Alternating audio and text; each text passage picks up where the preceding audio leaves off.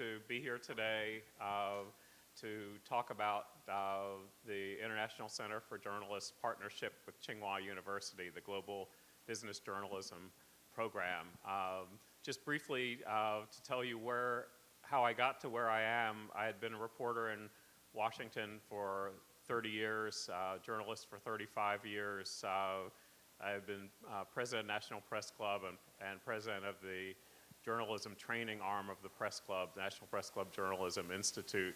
I had covered the White House for Business Week and had been a bureau chief for the Houston Chronicle and Hearst newspapers, and have been very interested in the changing nature of journalism and particularly multimedia and digital journalism, and had the opportunity a year ago to go to China to be the American co-director of the Global Business Journalism program. I jumped at the opportunity. It's a very different life. It's been a very different experience. It's what I wanted to talk to you about today.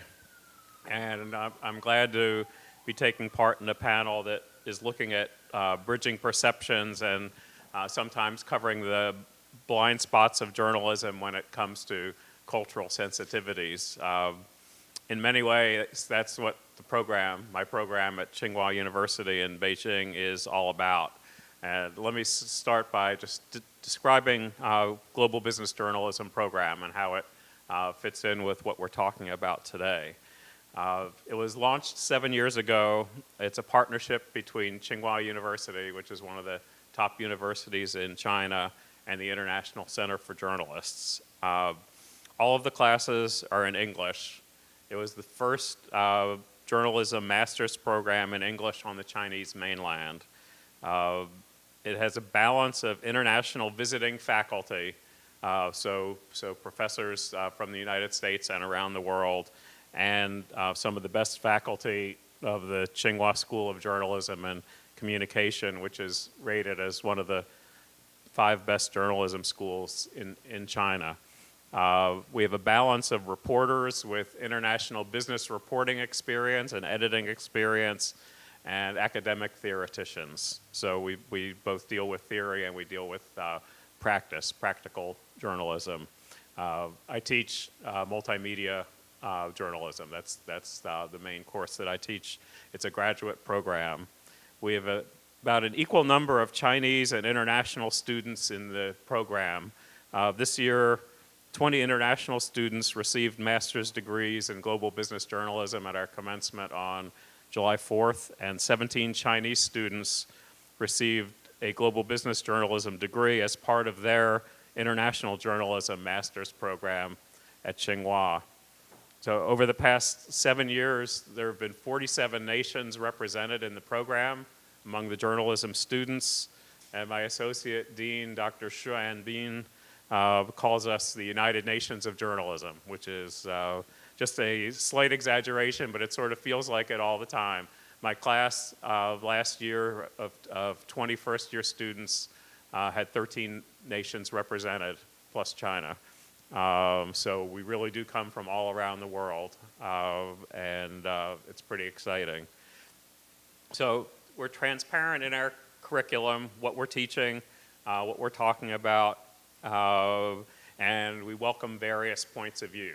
We teach international standards for covering business, but I realize that my students, depending where they came from, have learned differently as undergraduate students. The education is different in China and Russia and South Africa, in Costa Rica, in the United States and Canada, in France or in Poland. So we hold an annual business journalism conference on important topics each year. This year we talked about the data revolution and the importance of data to business storytelling. We had 60 journalism professors and business journalists from China attending the conference from all around the country to exchange ideas and thoughts with international experts, both best practices and also trying to figure out ways that we could raise the standards for business journalism education across China, both standards of excellence and ethics. the goal of the program is to raise the awareness and raise standards globally, but not to impose any set of values on anybody else. I mean, our goal is to prepare journalists for Chinese media outlets who have greater understanding of the world that they're covering. And at the same time, we're preparing journalists from other countries all around the world who will have a greater understanding of China, its business, its economy, and the changes in the world. And they will understand not only on the journalism side, they will have a much better understanding of Chinese people, Chinese history, Chinese culture. Again, some of that is from the program, some of it is because they're spending 2 years in Beijing. I mean, to me, it's a case of what we're doing is educational and cultural diplomacy, and at its core, at the core of what I do, is cross-cultural communication. The cross-cultural communication is both a recurring theme of our program and a reality in the classroom.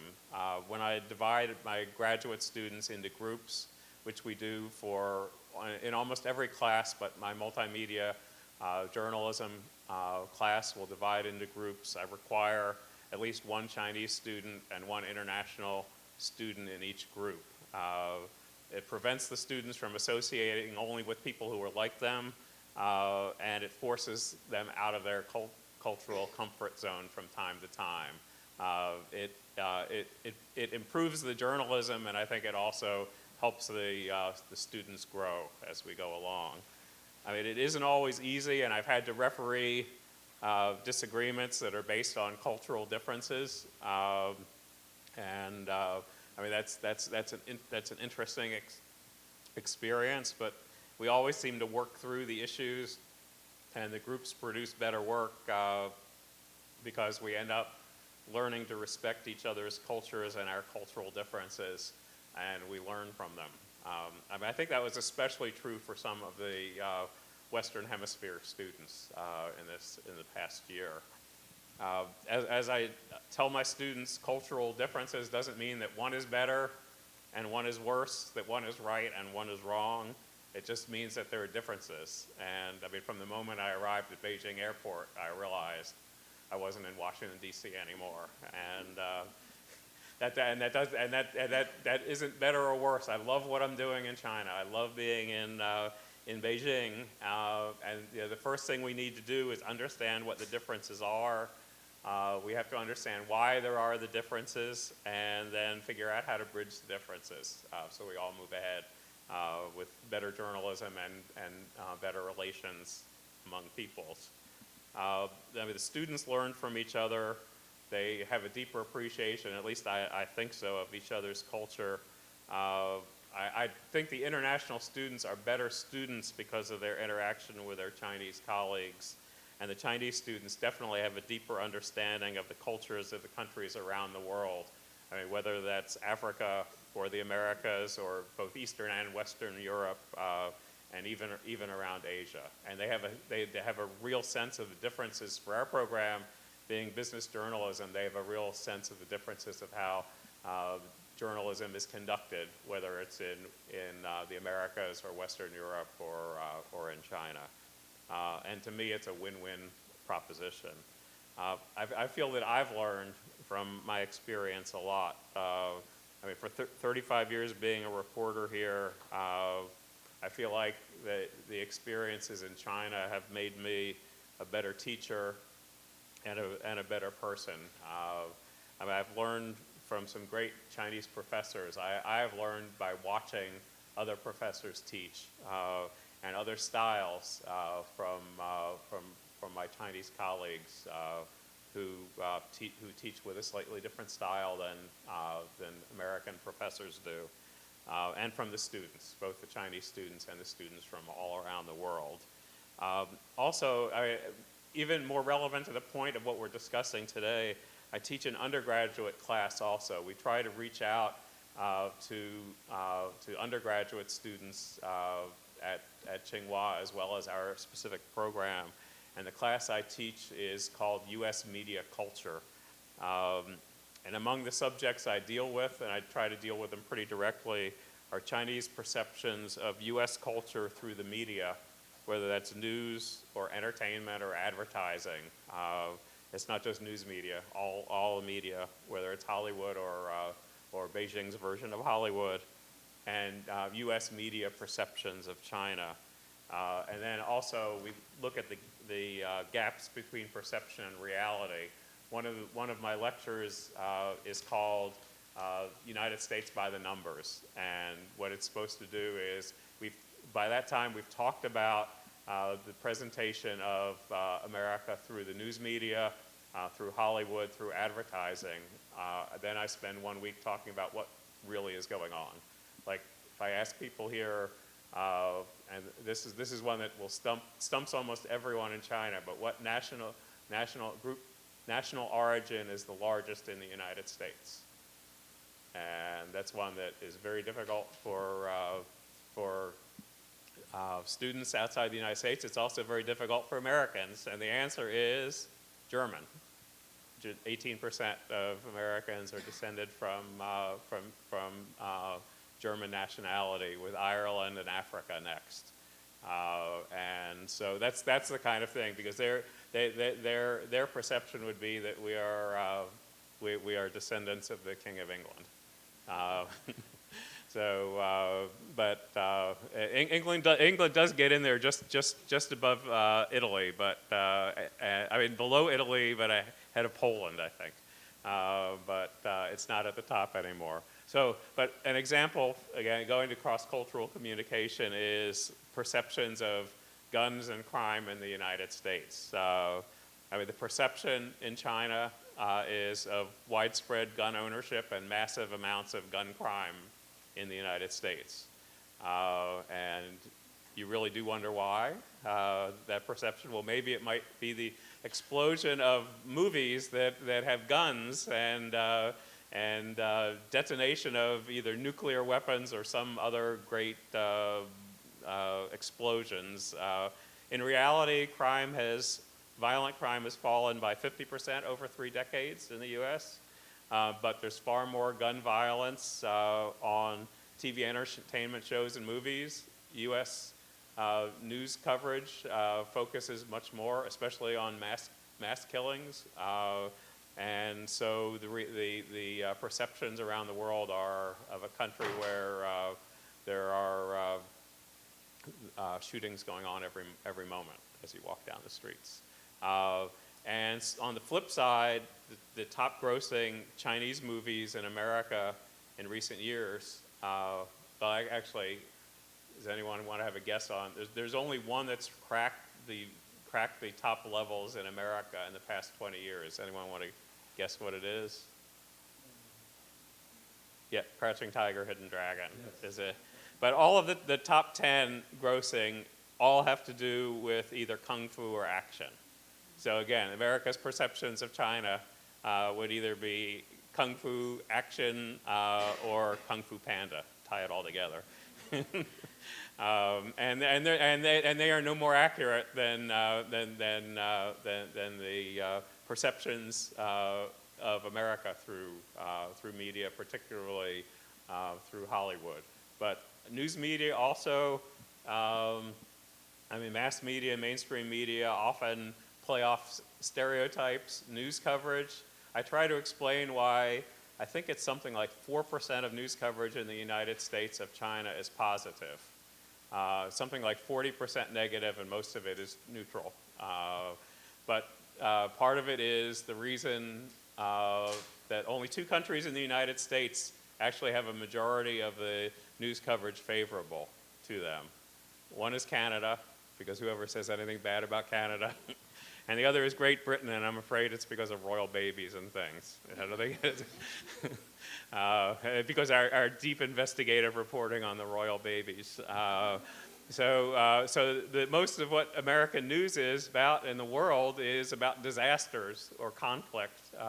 Some of it's a definition of news, and some of it is especially the news, news media in the Americas focuses on disaster because blood gets ratings more than stories about the evolving economy and both let's just say the growth of the Chinese economy, the massive gains of the past 30 years, but some of the troubles that have come out of it also, unintended consequences of the growth.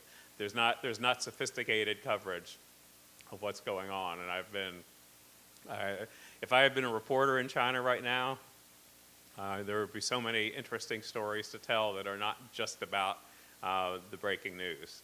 There's so much about China culturally that's happening, that's changing, that isn't really being covered very much in the West.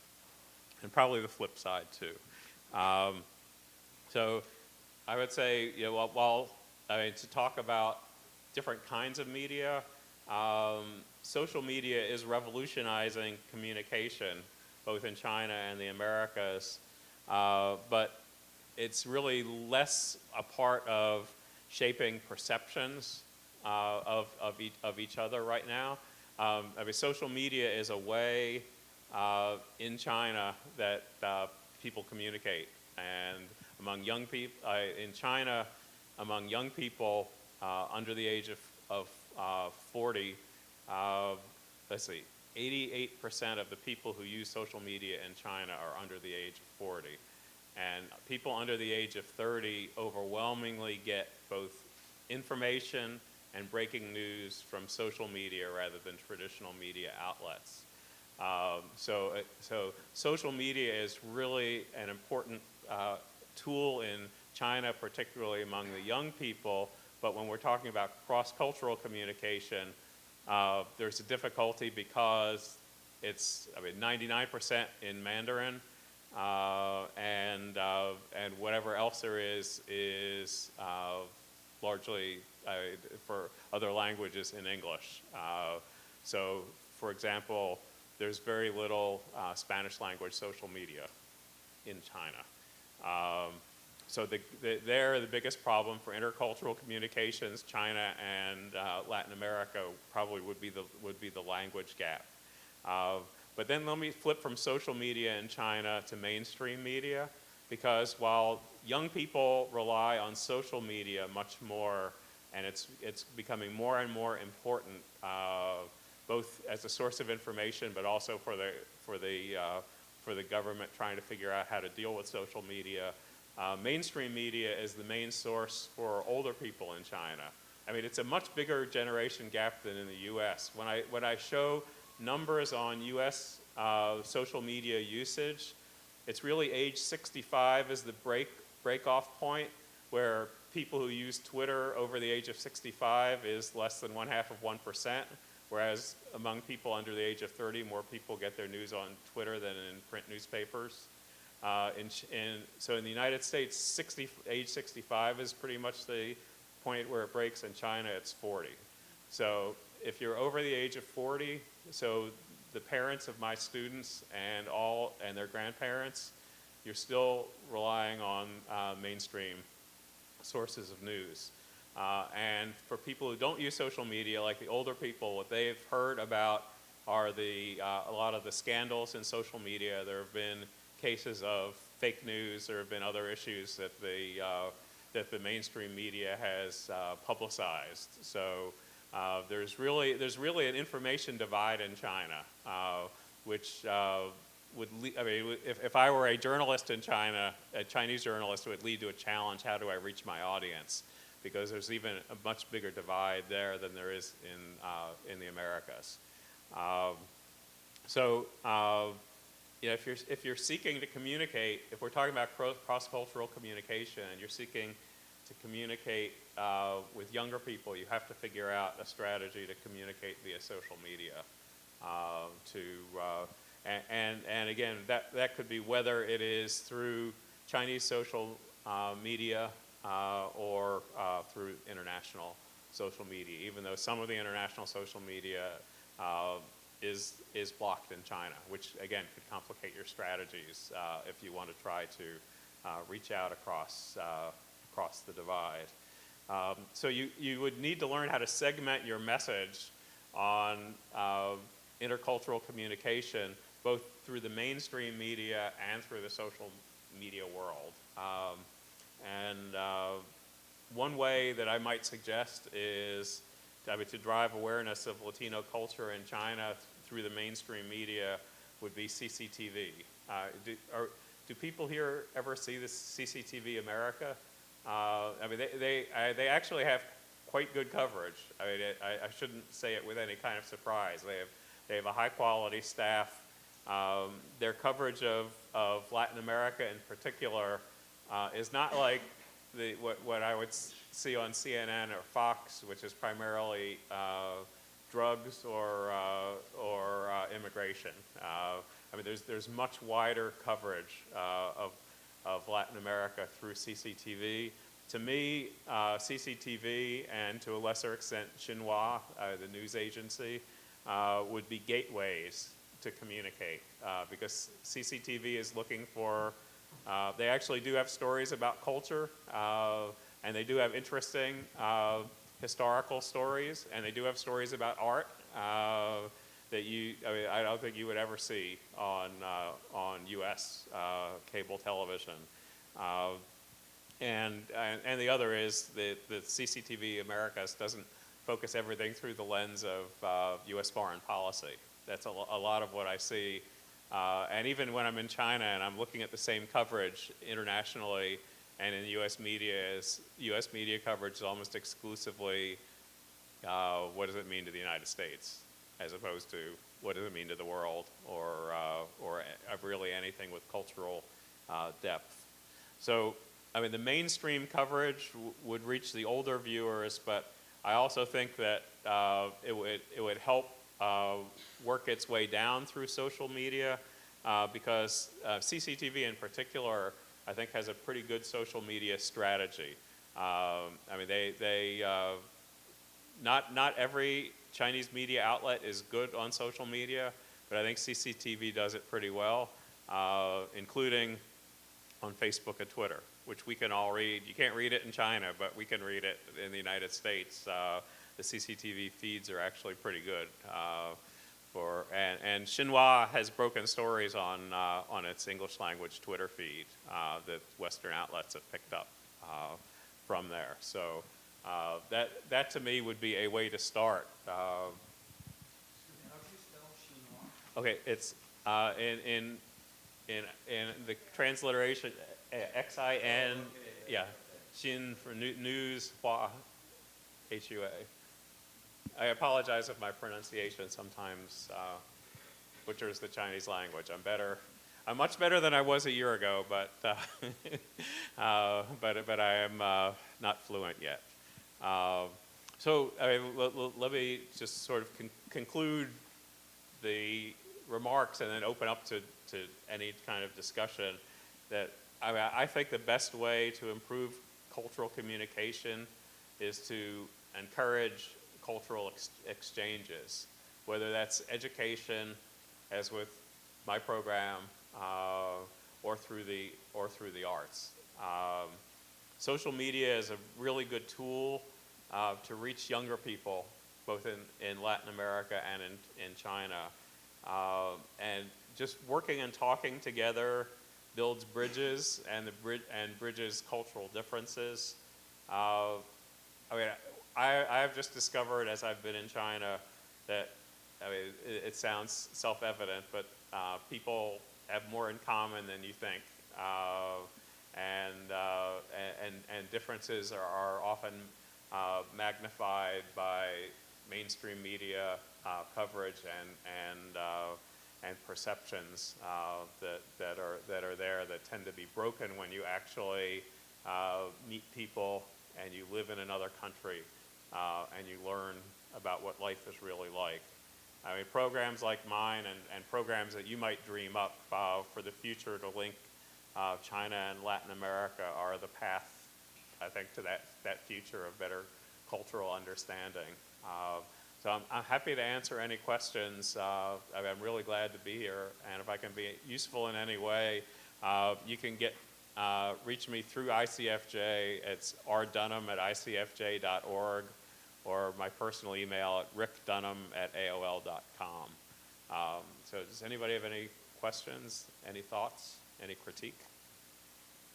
Yes? I'm curious about how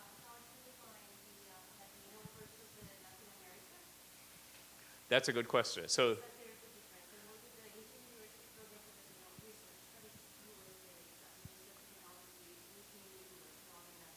right. I mean, having spent half of my journalism career covering for papers in Texas and the other half at Business Week, I mean, I understand that distinction very much. And I mean, one of our students coming next year is from Harlingen, right on the border. One of our students who graduated this year is from Costa Rica.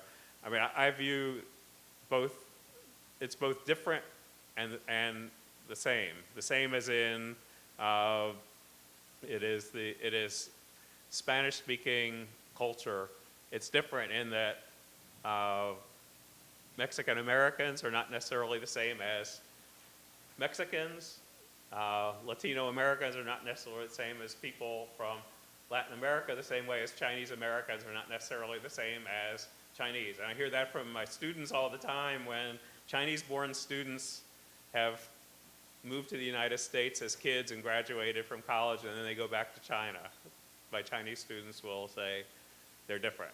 And so, I mean, I say there are differences. It doesn't make anything better or worse. From what I'm talking about today, I'm talking about much more Latin America, not Latino Americans, and outreach for countries from Mexico south to Chile and Argentina, and what they can do. But I will say there's very little understanding of Latino culture in the U.S. In China. I've had to talk about that a lot because not only, I mean, population growth, language, we talk about language, the languages spoken in different parts of the United States, because both second and third languages, because Chinese is the #3 language in several states, including New York and I think either Oregon or Washington State. But in every state, Spanish is the second language, and it's one of the things that I need to explain how it's everything from language to immigration to culture and the diversity of the United States, because I mean the concept through Hollywood, the perception of the American male is Leonardo DiCaprio and Tom Cruise, and that does not reflect the diversity of America, let alone the reality of America, and so that's why I really enjoy my class in U.S. media culture, but I enjoy talking about because the strength to me the strength of America is the diversity. This is of the United States, is the diversity of the United States, and that's often not perceived around the world. And I'm not singling out China, but because of mass media and especially entertainment media, what people see, I mean, they may see Angelina Jolie and Scarlett Johansson, I guess, are the women. If we have Tom Cruise and Leonardo DiCaprio are the men, if you think about it. I mean, and to go off on this tangent for a second, Hollywood chooses what movies. There are a limited number of movies that can be shown in China, Western movies. Hollywood chooses the movies, and I mean, The Great Gatsby is the only one that wasn't a real action picture, but that's because Leonardo DiCaprio has been God in China ever since Titanic. So The Great Gatsby was about the only one that wasn't Transformers 29 that's been showing. Yes. Okay, it's Latin America and Latin Americans. The one perception, I mean, is of growth and growth markets. But I mean, if American companies see dollar signs in China, China sees the growth potential of Latin America. I mean, there's a lot of it's interesting. I think Brazil gets more coverage than any other country in China. Another thing is it's sort of diversity of viewpoints, and meaning that you have coverage of everything from Cuba and Venezuela on one end to whatever the politics would be in Chile or Argentina on another's. And it's pretty straightforward coverage, but it's talked about as diversity of political opinion and viewpoints. I don't think, I don't feel that it's talked about as a monolithic culture, but it is talked about as Latin America. And I don't get a great differentiation, let's say, between from Mexico to Panama and South America. And I don't get a great differentiation even, say, Brazil and Bolivia. I mean, it's, there's more coverage in the United States. I wouldn't quite call it sophisticated in understanding the differences between all the countries, with the exception of Venezuela and Cuba. I mean, that coverage is pretty significant. But there are a lot of stories about environmental issues. There are a lot of stories about economic issues. I think probably the two biggest sets of stories are economic and environmental. And in a funny way, that's like American covering US news in the world, because environment and economic issues are the most important in China right now for their national coverage. So they're looking at what is happening in Latin America on those issues.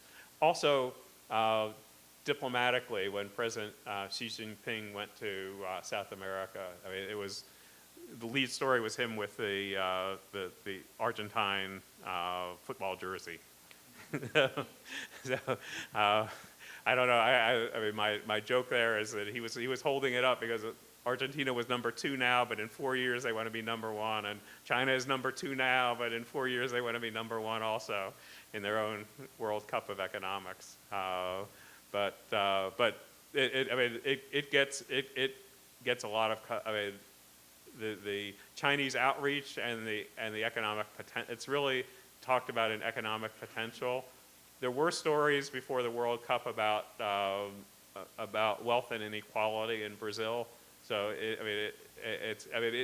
again, you don't assume anything about Chinese media coverage when you're talking about international coverage. It was very interesting, their coverage, and they dealt with some issues pretty bluntly. So, I mean, I think individual stories are pretty much on target, but I don't think that there is, outside of Venezuela and Cuba, sophisticated or in-depth political analysis.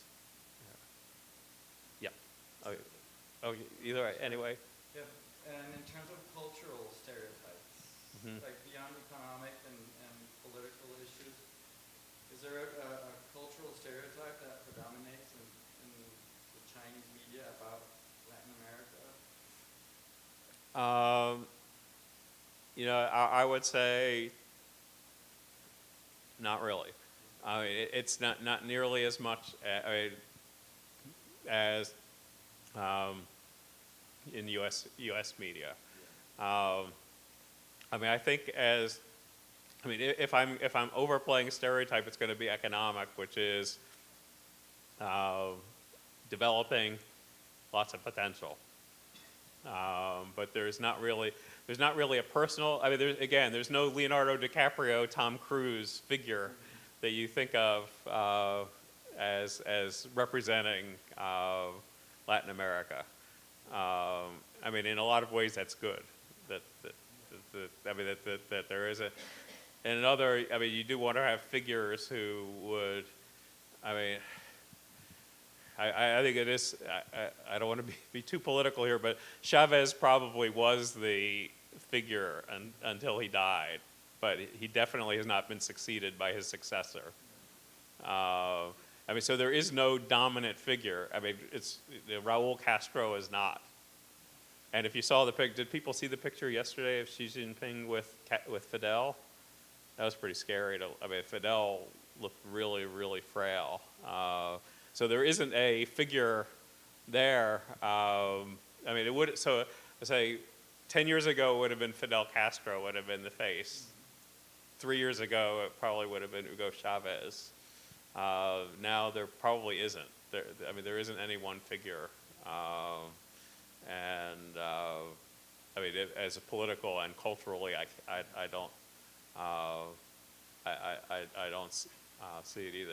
It's a really good question. I'm going to think about that now as I go back. So, yes? So how and why did you involve in journalism?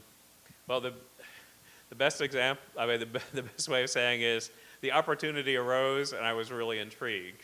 The president of International Center for Journalists, Joyce Barnathan, is a former colleague of mine from Business Week. And I mean, she's a great journalist, a really sharp person. And I went to her for career advice. I was ready to do the next thing in my life. And I mean, the blunt truth is she asked, would you be interested in teaching?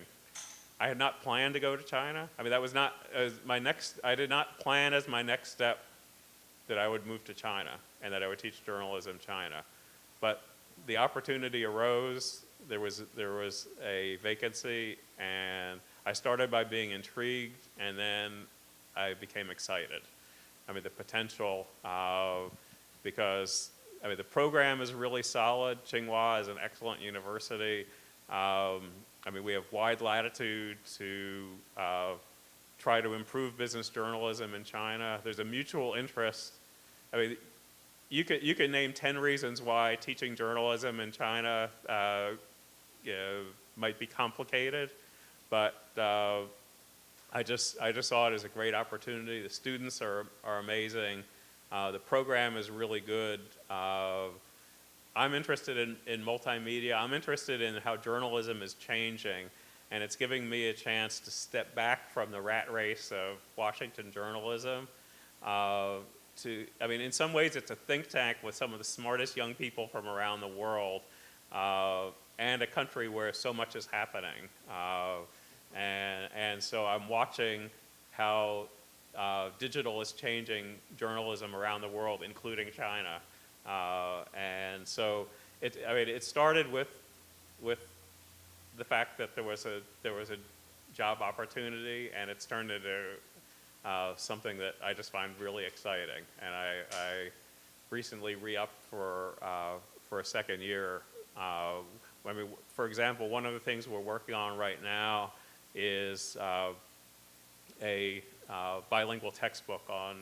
We're actually doing 4 for business journalism, but I'm working on one on multimedia journalism that will be available at Tsinghua, but we hope all around China.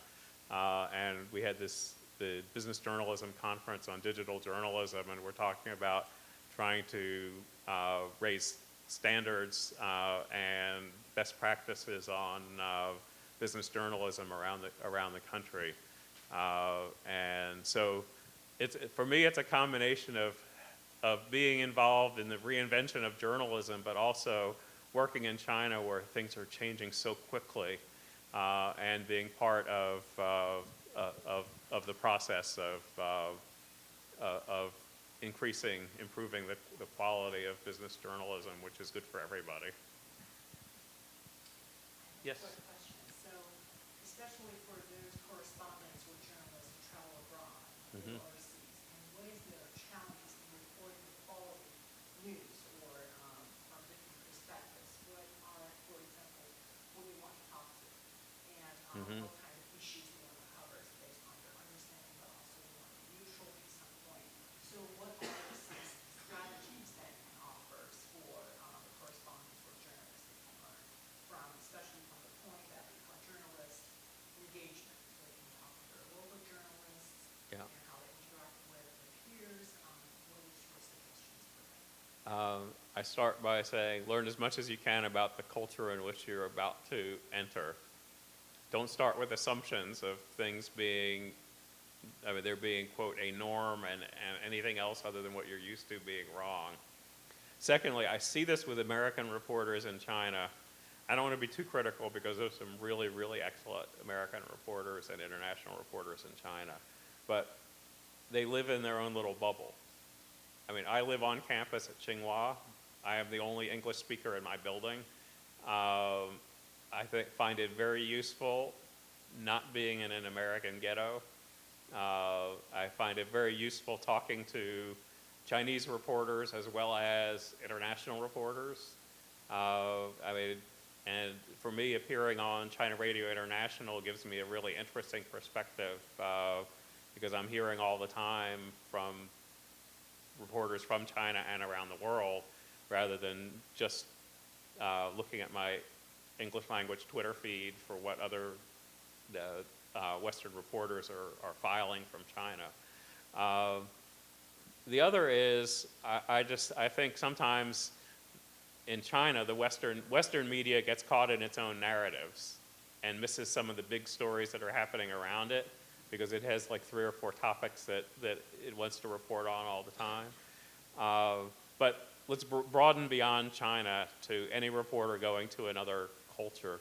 I think the most important thing is to study the culture, not to go in with your cultural assumptions. I think the language is important, and my Chinese is still terrible. I apologize for that, but I've learned and I've improved, and I think it's I feel bad when I'm around Americans who are in a restaurant and they start talking to the wait staff in English, because to me I would call it cultural imperialism. I mean, it's assuming something. So to me, it would be, I mean, you want to become, know as much about, and I do think language is a part of it, but to me, I was a history major, and before I went, I spent 3 months trying to read as much as I could about China, to watch documentaries, movies, talk to people who had lived in China, talk to people who had taught in China. So I think almost doing reporting before you get there is really important, and then to have an open mind all the time. But I will say a big challenge for reporters going into another country is building sources. And China is particularly difficult to get official sources if you're an international reporter. But wherever it is, that's another thing. You really do have to come up with a strategy for building sources, which is separate from what I'm saying about culture. And that will take research too, because you need to figure out both how to get official sources, but then also people who know what's happening who are not the official sources. So for a lot of the cultural exchanges and activities, and a lot of people, for example, they hire PR firm in order to do the operation communications. And Yeah. also for some cultural institutions, it seems they have their own in-house staffings to do those communications with the media and to do this kind of relationships with the journalists in order to Right. understand culture. So what is the challenge you see just between those two options, and how we can make it more consistent? That's interesting, because I always like to say you want to do things in-house, but in the case you're going to another culture and you don't have the skills, I think it probably would be good to have somebody who really can help you get in the door and can understand. If your idea is to get the word out, whether that's stories or the social media strategy, I do think you need to talk to somebody who knows the ropes. And I mean, it's a combination of, you develop your own strategy. Some of it is what can I do on my own with the skills I have, with the sources I have, but it probably is going to be, if you're going in, probably to find someone who can help you navigate. I mean, if you're going to China and you don't have the language skills, and you're just, say you're Western and you just are speaking English, it's a very limited media you're going to be talking to. It's going to be, there are some English language arts publications and otherwise international media largely. So you're very limited. So I do think if you want to reach across, and the same way if you're Chinese and you want to do something in Latin America, if you just speak Chinese and English, it's not going to get you where you want to go. So you do have to partner or hire. I do think that would be really important. At a minimum, consult with people who could help you. but I would say probably hire people who could get you in the door and could accompany you.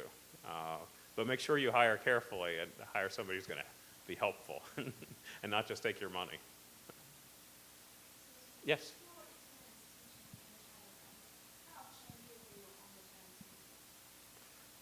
It's changed in a lot of ways.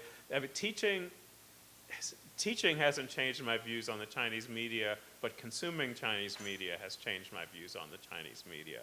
If you know what I mean, it's not so much the interaction with the students, but actually at least reading what I read in the English language versions, China Daily or the CCTV English has, because I see what reality of coverage looks like, and I talk to my students about the Chinese language CCTV because I cannot understand it. So, but I wanted to get an idea of how it may differ from what the CCTV English channel, and the same with CRI, with China Radio International.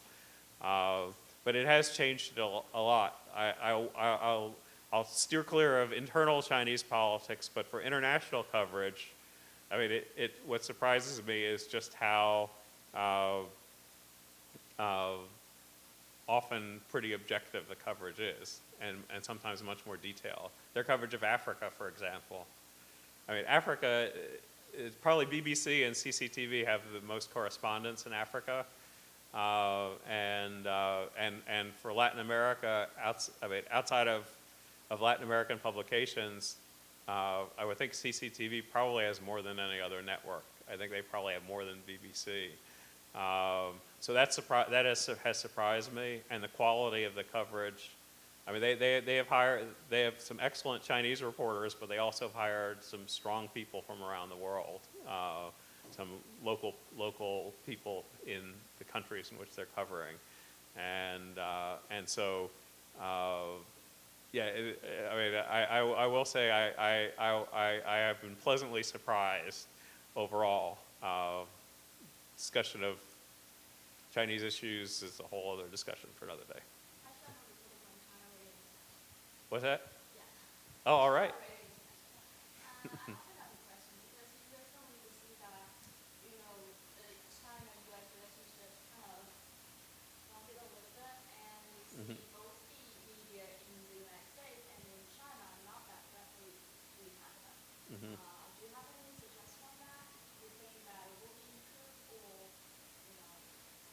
You mean Chinese media as in coverage of?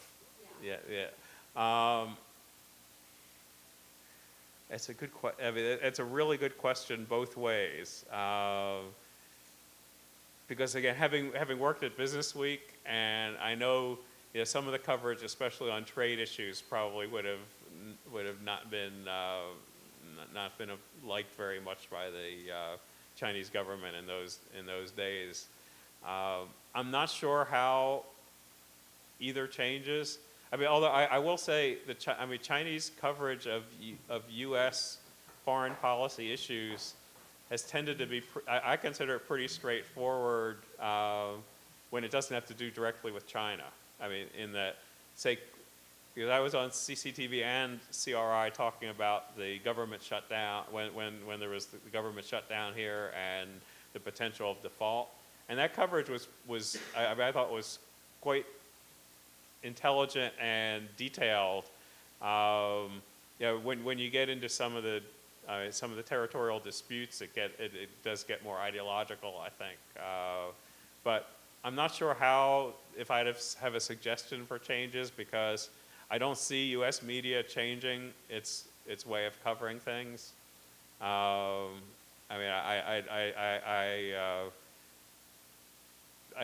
think the coverage coming out of the White House is going to be from the perspective of what is being said by the U.S. government, whether it's a trade complaint or whatever the Pentagon says about the latest on South China Sea or East China Sea. But I think that's okay. It's just that's a reality of it. To me, this is strange to say. I don't think it's personal. I think it's just the way the news works in both countries. And I mean, the best thing that could happen is to reach out. I mean, for you and for me to talk to as many people as possible so that they understand more completely points of view. But I don't really think that, I don't see a big change coming in U.S. coverage of China or Chinese coverage of the U.S. I mean, the Chinese coverage of the U.S. is far more neutral than, for example, Japan. You know, I mean, that's a whole different world. Japan and Vietnam in the last few months. But I mean, I think it's okay. I think it's okay that things are the way they are there. Okay. Yes. Americans who are going to China, what would you say are the most important cultural differences that we would need to be aware of? As a tourist or a journalist? As a student? Okay.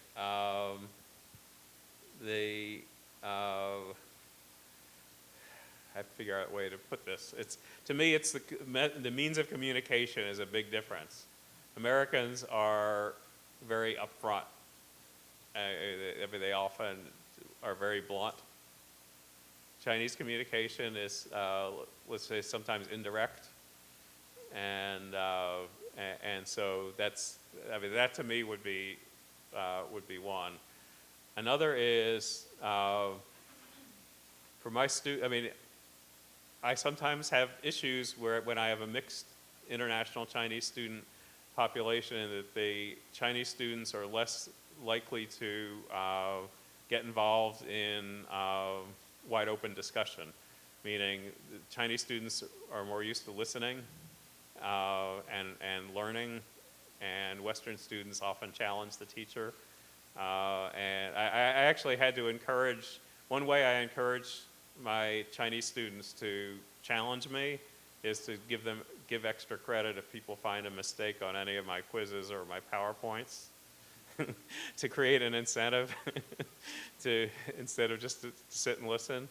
And so some of that is also the case. I mean, it's in class. I mean, sometimes I will not get questions at all. But if I'm speaking to a group of students at another university, if I go to another university, I always get great questions. I mean, then they're willing to ask, because they want to know all sorts of things about United States, American politics, Washington, journalism. But in class, the challenging the authority figure is not common. I hope that's at least a start to what you're saying. Okay. Yes. With your classes, you mentioned that you have a ratio, Mm-hmm. practical and theoretical. Right.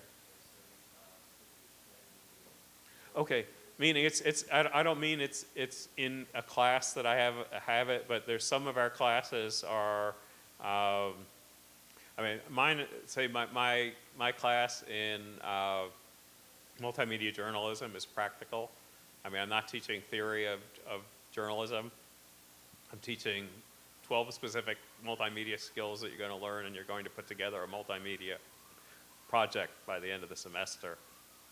So I'm saying, I'm not teaching the theory, but there are classes that will teach some journalism, some journalism theory in there. I mean, I guess one example is, and it's not quite theory in the same way, but we have a pair of classes.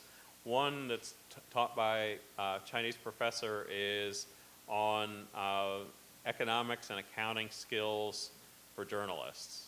So she's teaching, she is teaching the skills, teaching the business skills that you're going to learn. So I sort of consider that the theory of the business. And then we have another class that is business news writing and editing. So that's taking the skills that you're learning to become a better business journalist.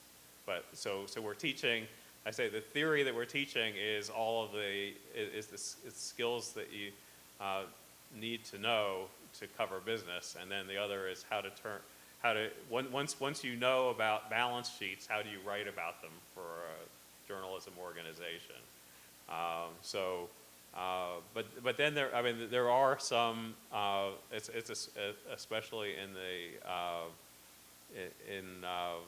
the electives, there are some courses that could be more theoretical on, I say, a wide range of things from international economics, comparative international economics, to there is one on film that is more, I would say, more theory than it is how to make a film, how to make a documentary. So. Unrelated, you mentioned earlier the perception, the perception of U.S. media in China. Mm-hmm. Do you find those difficult, or do you use current events, I guess, in the moment you teach a class, and you find it difficult to find sources to say, do we have censorship in China? The answer is, yeah, we do talk about current events, and no. I mean, there's, the answer is there's some things that are blocked, and you just have to leave it up to the students. Well, I mean, there's certain sites that are blocked, but then, I don't want to get too sensitive, but the week before the 4th of June, Google was completely blocked. I mean, you couldn't even do a search at all on Google. I mean, it wasn't just certain subjects. Sometimes there's certain subjects, and you can click on the story. You can do a Google search or a Baidu search. Click on the store. Click on and get the headlines. You know, get the Google search or the Baidu search, and then if you click on it, you can't get the story. But sometimes it's all blocked. Period. You couldn't do the search at all. Do you discuss that in your class? Everybody knows. Yeah. Yeah. No. I mean, yeah. Yeah. Because, well, the answer is, it's hard to describe, but everybody know. I mean, everybody knows what they know, and they know what they're not supposed to know. It's not. I mean, it's not like you have to have a. I mean, here you would have a big theoretical, philosophical discussion. This is another good lesson on China, though. It's the workaround. The workaround is essential in China. Whatever you're doing, if you're a student, if you're a visitor, you have to learn the workaround. You have to figure out what to do to get done what needs to be done. And my students are brilliant at that. In fact, they teach me a lot. And not necessarily on information, but on getting things done. When you're told something can't be done, they always have an answer of how it can get done. Rick, can I Yes. just add to that? Mhm. I've taught in the same program, and we had some American students visiting us Mhm. one time, and it was a dialogue between the Chinese students and the American students. And the American students said, well, don't you guys find it frustrating that you can't have access to things and you can't?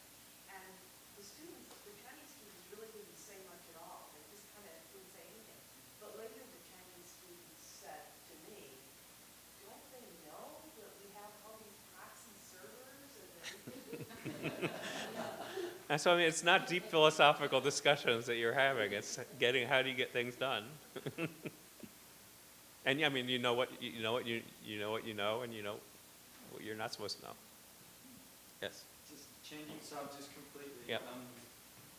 How strong in mainstream Chinese media? How strong is the presence of the coverage of visual arts, like of contemporary art? Is it strong, or is it specialized, or and is it? Excellent question. I want to say there is a show there every day. There's a show on CCTV called Culture Express in English, and I'm sure it's in Chinese as well. So every day, if I come home, I'm trying to remember now if it's 5:30 or 6:30. But if I'm coming home from the office, getting off at a reasonable hour, there's going to be a half an hour show on arts. There's so much more coverage. I mean, can you imagine on CNN having at 5:30 or at 6:30 at night, half an hour on an arts topic? And I mean, I don't know. I mean, I consider it high quality. And I mean, and a good example for my multimedia journalism this semester, one of my groups did its final project on an arts colony near Beijing, and the changes over the past 30 years. And I mean, I considered it really, I mean, it was really good journalism, but they picked an arts topic and just did a very fine job. It was fine journalism that they did, and it talked about everything from the increasing number of women to it moving from something that was pure arts to more commercial, and just dealt with a lot of interesting, deep issues.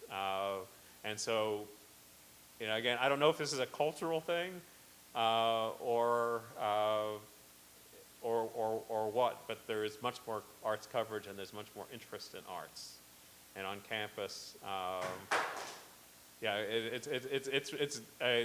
that is definitely true. It's a definite difference between U.S. and China. I don't know if I would say, I don't know enough to say if it's a big difference Latin America, China. At the same time, I'm saying all these great things about deep art stuff. All the young people are into South Korean pop. South Korea is ahead of Justin Bieber.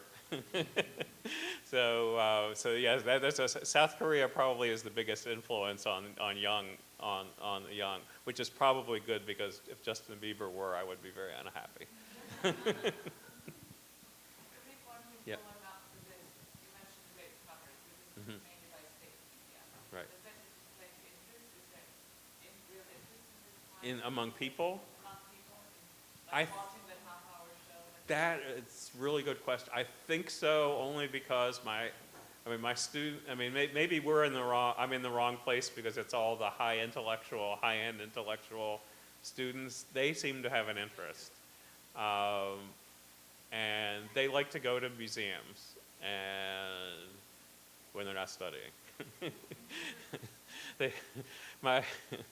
My European students will go to the bars, and my Chinese students will go to the books. And if you go out, you go to a museum instead of go bar hopping.